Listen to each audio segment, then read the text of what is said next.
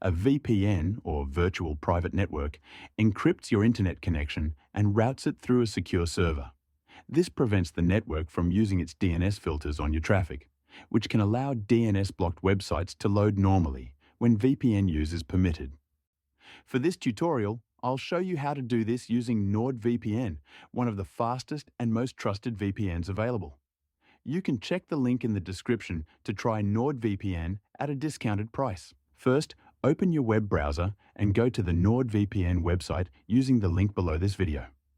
Choose a plan that fits your needs. Once you've created your account, download and install the NordVPN app on your device.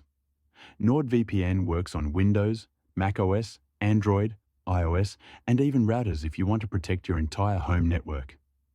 Once the installation is complete, open the NordVPN app and log in with the account you just created. You will see a list of countries and servers. Then, choose a server location. For the best speed, connect to a nearby country. If the network you're on uses strong filtering, NordVPN offers obfuscated servers, which are designed to work better on restricted networks.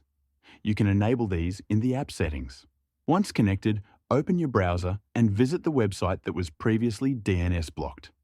In many cases, it should now load normally. If it doesn't, try switching servers or refreshing the page.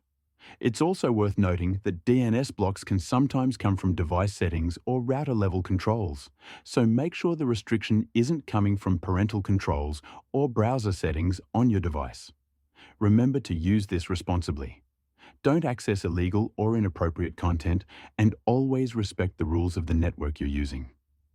A VPN should be used for privacy, security, and legitimate access only. And if you want to try NordVPN for yourself, I've included a link in the description with a limited time discount. It also comes with a 30-day money-back guarantee, so there's no risk in trying it out. If you're watching this on a TV or iPad, you can also scan the QR code on screen to get started.